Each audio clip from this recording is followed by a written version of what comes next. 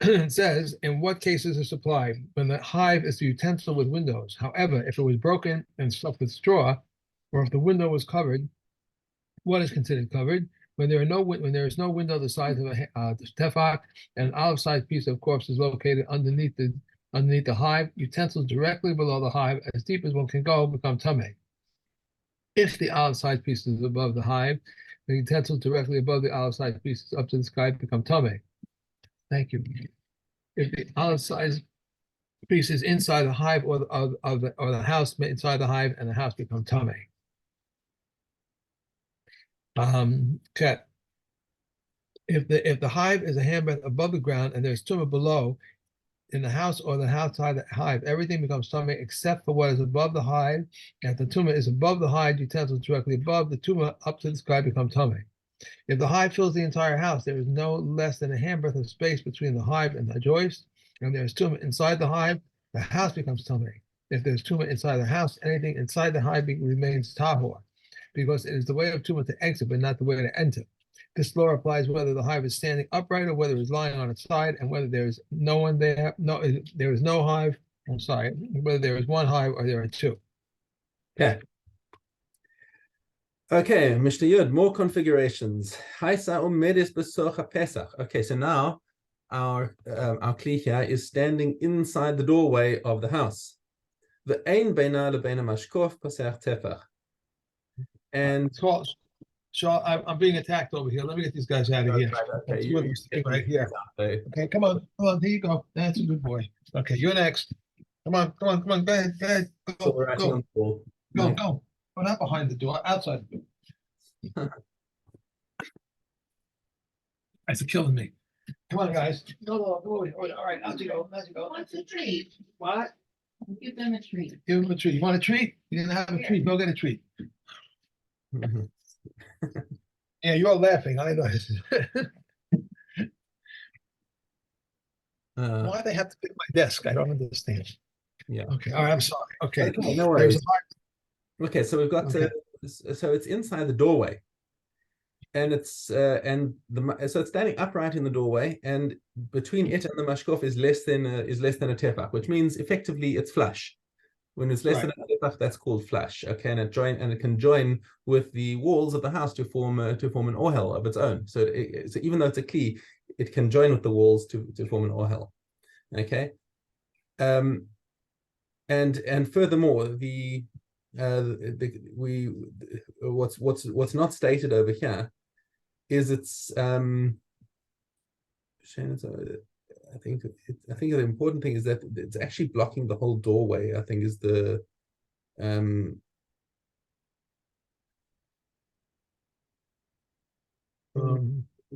yeah, I think it's got to we've got to say that it's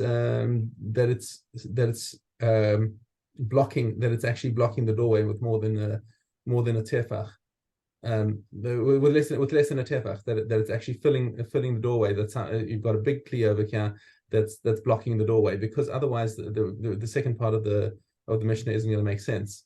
Okay, so if tumah is inside the kli, the house remains tahor, because the tumah wants to escape.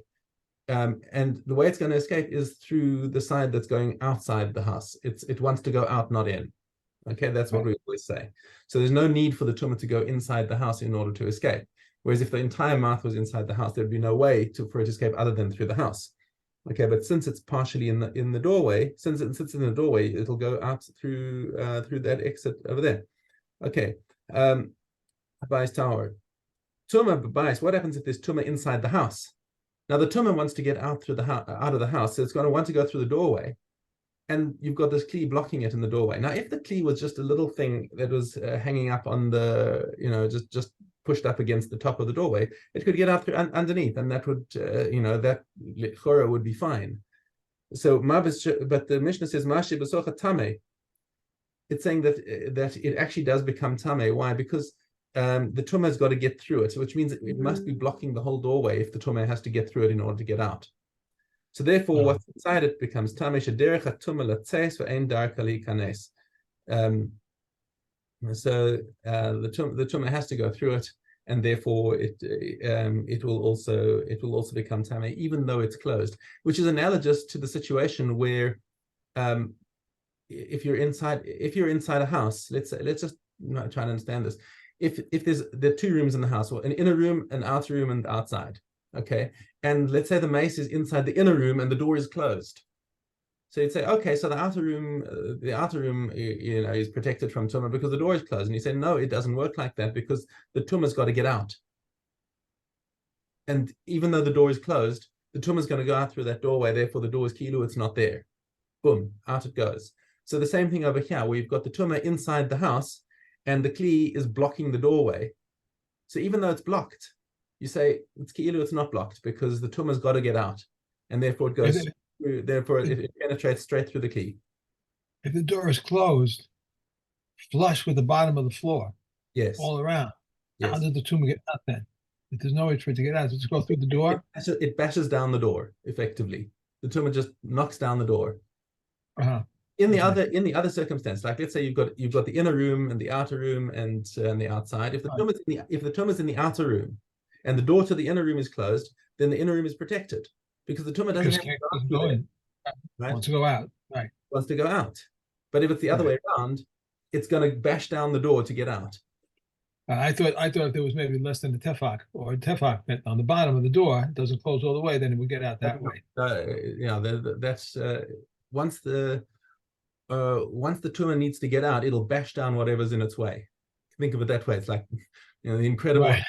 It doesn't need to bash down anything that it doesn't have to, but if it has to, it'll bash it down. So Okay. it's something over here with this kli that's blocking the doorway. Okay, Yud Aleph. Haisa muta al tida ba'avir. Now it's an interesting thing that happens over here in the next Mishnah is that we've dealt with all the difficult cases and now we come to the easy cases.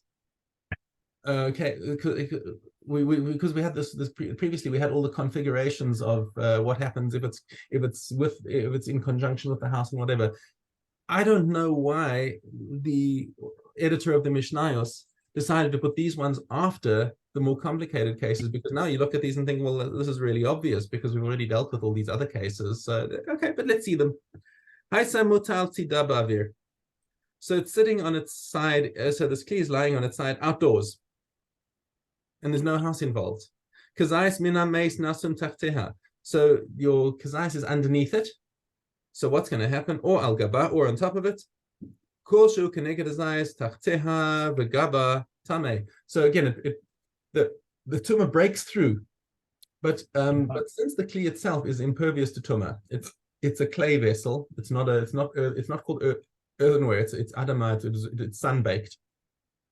So therefore, it's not susceptible to tumah. Therefore, it protects its interior, but it can't screen because it's a kli. It can't. So it can't stop the tumah getting around it. And so it's just that little gap over there. So it's exactly what we saw in the previous configuration, except there's no house involved. Okay, and anything that's not in front of it, tocha tahor, and also the interior of the kli is also tahor.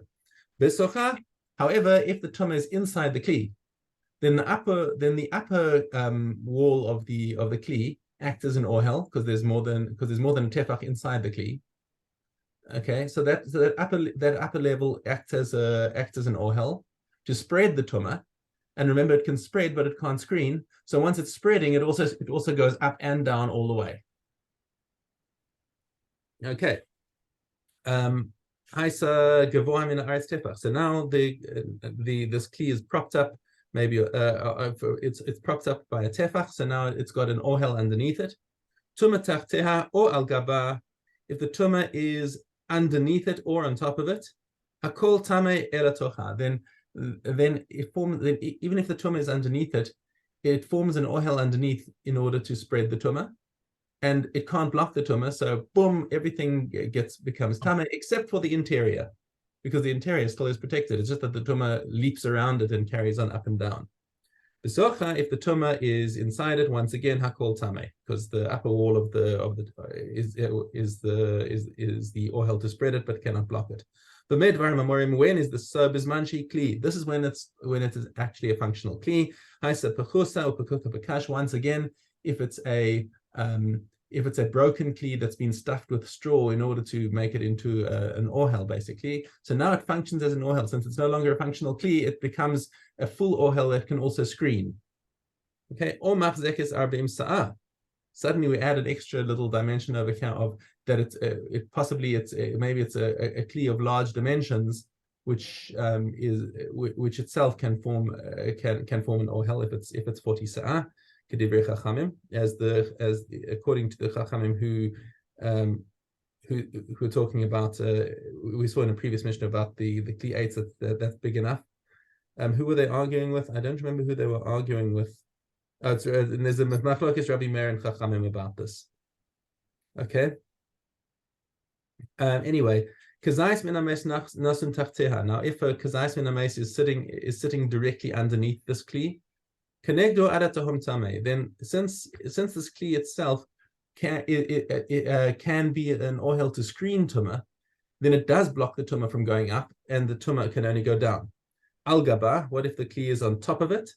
Then Kenegdo adarakia tameh. Then only above it, above up to the shamayim is tameh.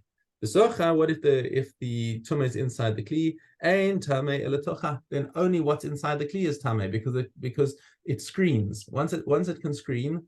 It can screen. It'll screen and it'll screen. Okay. Again, if it's elevated above the ground by tefach, tumah tachteha. If the tumah is underneath it, then underneath it is tameh. Besocha. If it's inside, then only the inside is tameh. Al gaba. And if it's on top, then there's no ohel coming into play except screening downwards. So then only upwards, up to shamayim, is tameh. These cases are all, very self-evident once you've been through all the more difficult cases of the house. So it's a curiosity, and we see this many times in Mishna where like the basic principles are taught after you've learned all the complicated stuff. I don't understand it, but it happens many times, and who am I to argue with the Rabbi Yehuda Nasi? Anyway, let's go back to Perek Vav Mishnah. There is tumah between the joist and the underneath. It is the very thin covering. If there's a handbreadth of empty space, everything becomes tameh. And if there's no handbreadth of empty space, the tumah is considered included. If the tumah is noticeable within the lower story becomes tameh, whether or not there is a cube handbreadth of empty space. A wall that resulted from excavation is ruled as a garlic peel. How so? There is a wall between two recesses or between two underground chambers. If tumah is in the open area of the catacomb and there are utensils in the wall, they are covered very thinly. The utensils remain tahor. If tumah is in the wall covered very thinly and in the open areas there are two utensils, the utensils remain tahor, and the tumah is underneath a pile pillar, tumah penetrates upward and downward. Utensils that are beneath the capital remain tahor. Rabbi Yochanan ben Nuri declares them tameh. In a case where the tumah and the utensils are beneath the capital, if there is a space of a handbreadth, the utensils are tameh, but if not, they remain tahor. Two wall closets are one beside the other or one above the other. One of the closets is open, it becomes tameh, and so does the house, while the other remains closed, it remains tahor. However, if the door is closed, the wall closets are treated as if there are empty spaces. There are no empty spaces inside them at all, and they are ruled half and half to make the house tameh. Okay. Okay. That's 5. There are 3 hairnets. The hairnet of a young woman is susceptible to becoming tameh with midges tumah. The hairnet of an old woman is susceptible to becoming tameh with corpse tumah. And the hairnet of one who goes out is tahor from any sort of form of tumah. There are 3 boxes regarding a worn-out box. That is one patched onto a sound one. We follow the status of the sound one. If one passes a small box onto a large one, we follow the status of the large one. If they were equal, we follow the status of the interior box. Reb Shimon says regarding the pan of a balance scale that one patches onto the bottom of a boiler, if you patch it on the inner surface of the boiler is tameh. But if you attach it on the outer surface of the boiler is tahor. If one patches the pan onto the side of the boiler, whether on the inner surface or the outer surface, it is tahor.